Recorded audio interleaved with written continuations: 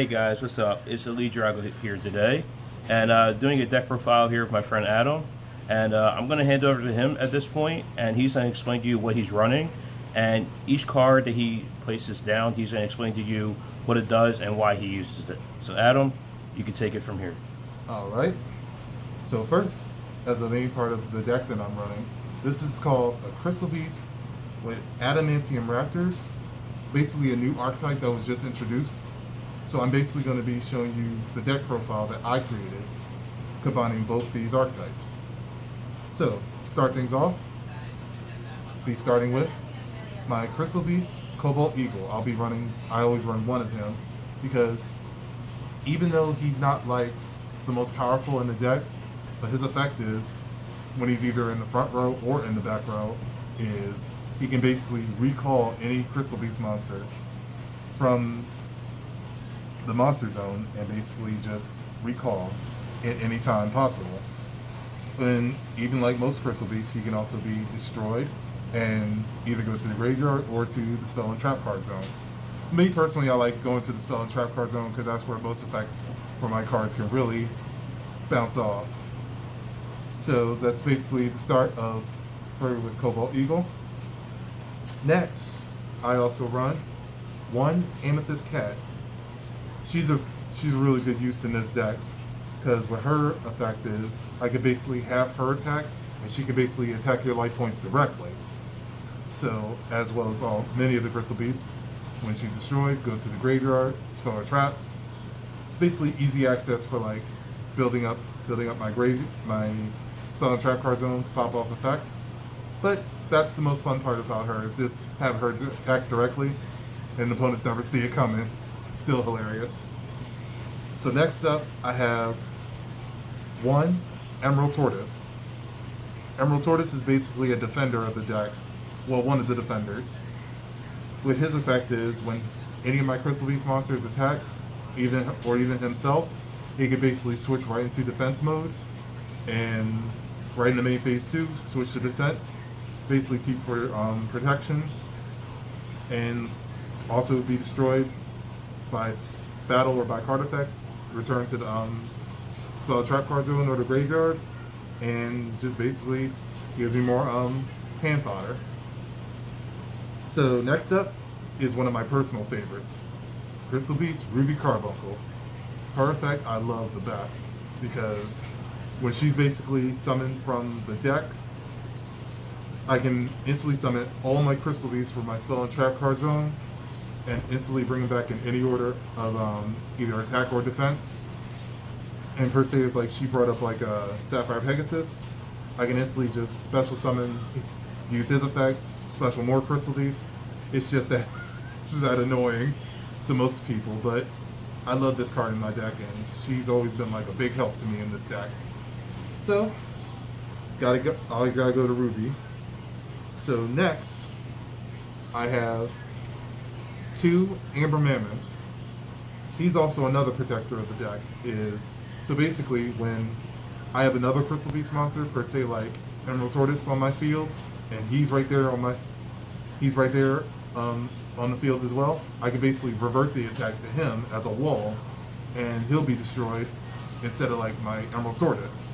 So instead of like go to spell trap card zone and also gain more backfield fodder, just keep the attacks and effects going, and it's ridiculous.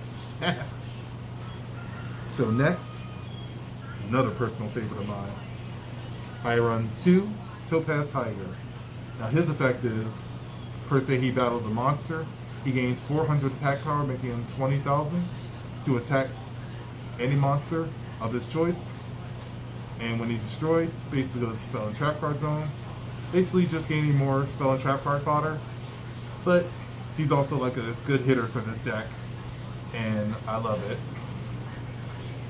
Alright, so next comes the true ace of one of the aces of my deck. I run two Sapphire Pegasus. So with Sapphire Pegasus ability, any summon, be it normal, special, or flip summon, he can instantly grab any Crystal Beast from my hand, my deck, or my graveyard. And with that, I can basically just keep crystal beasts coming left and right. And when he's destroyed, he can basically go to the spell and trap card zone, basically giving me more spell and trap card fodder. But that's just me personally. And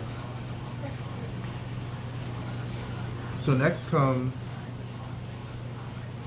basically the ultimate monster of my deck, which is Rainbow Dragon. So with him, if I have all 7 crystal beasts in my field or my graveyard, or a combination of both, I can instantly summon him, ignoring the summoning conditions. So with that, he's basically just like the ultimate hitter of this deck. So like, anytime a crystal beast would be attacked or destroyed, I can use Rainbow Dragon's effect and absorb it, and he'll gain the attack power permanently. So basically, gain like 1,000 more, making 5,000, and it's permanent. Only time it may go away is when he's destroyed. But that's just him for the ultimate hitter of my deck. So next, I also have 1 Rainbow Dark Dragon. Now most people, I run 1 Rainbow Dark for the specific reason of like the specific spell I have in this deck, which is Advanced Dark, which turns all my crystal beasts dark. But I could just basically banish all 7 and special summon him right out of my hand. But I could also do it with another trap in my deck and basically keep things going. Also, of my monsters, I have 1 elemental hero, Neos. He's basically there as like a heavy hitter or as like fusion fodder, but sometimes he always comes through in like a pinch. But that's just it for like right there. He's just mostly like fusion fodder or just there for a pinch. So next comes the second part of my deck, which is the Adamantia Raptors. So for them, I have 1 Analyzer. Analyzer is basically like, once I summon it, I can basically excavate the top 5 cards in my deck, and basically if there's a rock monster among them, I can just instantly special summon it, and then its effects can kick in as well. So basically, this is also where I gave my crystal beast sort of like a synchro type base as well, allowing them to basically like be in the graveyard, and then I could just sync to get like even more power. Next, I gained up with Adamantia Raptor Seeker. Like the other Adamantiums, like Analyzer, he can basically just excavate the top 5, basically another rock monster, special summon it, effect chains in, and keeps the effects going for like all my rock types. Basically another like searcher in a way, but he's good use. So next, I have 2 Adamantia Raptor Crystal Dragonite.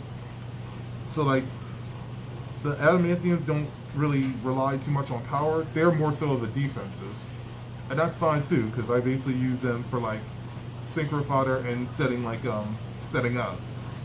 So basically, I try to like have like walls just in case like things get a little hectic, and that's perfectly normal too. So that's Dragonite. I also have 2 Leonite. Leonite is also another defensive wall in a way. So basically, like Dragonite and the next one to come, they're basically just like wall fodder. So I'm just keeping them as like wall fodder. And lastly is my Raptorite. So Raptorite, like the previous 2, wall fodder. Just a little wall fodder, that's what I'm gonna say. So next comes my spell base. So for that, I have 2 Advanced Darks. So for Advanced Dark, that's my field spell for the Crystal Beast. Basically letting them, like, whenever a Crystal Beast is destroyed by battle, I can basically send one from my deck, and I take no battle damage for the rest of the turn, and the Crystal Beast that will be destroyed can just basically come right to the spell and trap card zone. And basically just gives me, like, more fodder to build off of. So basically building like off the walls and spell and trap card fodder. Basically just building off of that. Next, I run 1 Crystal Abundance. Now this card has been such a pain to so many people. For the one thing is, if I have 4 Crystal Beasts in my spell and trap card zone, I can play this card, send 4 Crystal Beasts I control and send them right to the graveyard and send all cards on the field to the graveyard. And depending on how many that were sent, I can special summon that many Crystal Beasts back. So that means Stardust can't negate it. The only way you can negate it is with a counter trap. So all those Stardust players out there, no negating on you. So next comes, I run 2 Crystal Bond. Now Crystal Bond is a great card to have in the Crystal Beast deck, because with this card I could basically just call 2 Crystal Beasts actually. Call one to my hand, and the other one will be placed in the spell and trap card zone. So one will be placed back there for, say, Eagle, then I can play the one in my hand, which will be Sapphire, use his effect, special summon another, keep the chain going. Good for building game. So next comes 1 Neos Fusion. Now Neos Fusion is the reason why I also have Elemental Hero Neos in this deck, because him and Rainbow Dragon are a great fusion that can basically come from the combination of Neos and Rainbow Dragon. And also, while I have Neos Fusion in my graveyard, if a Neos Fusion I would control is destroyed, I can banish this card and protect it from the destruction, which can be a bit of an annoying move, but that's just how it goes with heroes. So next comes 2 Crystal Beacon. Now Crystal Beacon, I basically play this to, like, if I had 2 Crystal Beasts in my spell and trap card zone, I can basically play this, special summon one right out of my deck. And if it's Ruby Carbuncle, basically special summon her, use her effect, get the ones that were in the spell and trap card zone, bring them back to the front row, and basically gain more front row, or just possibly build back row. Either way, it's really just like a pain to deal with. So next comes one of the Adamantium cards, Adamantia Raptor, Signs. So basically I can target 1 rock monster in my graveyard and basically just special summon one right out the graveyard as like a defense. And it basically just can be a bit of an annoyance, but it's good to basically build defenses and hold my own against any opponent. Alright, so next comes my trap base. So with my traps, I have 1 Adamantium Raptor, Resonance. With Resonance is basically like, if I control an Adamantium Raptor Synchro monster, I can basically play this card and negate anything, be it monster, spell, or trap. And basically just negate any destruction of my choice, if it like comes as a hindrance to me. Next, I also play 1 Adamantium Raptor Relief. What Relief is, I basically play this, target any amount of Adamantium Raptors on my side, and destroy that many cards on my opponent's side, plus 1 more. Which is really good in this case, because people like to get real handsy and like really set up for like anything. So basically I could just like set that up for like late game and prep that out for anything that comes our way. I also run 1 Torrential Tribute, because come on, who doesn't run Torrential Tribute in this day and age?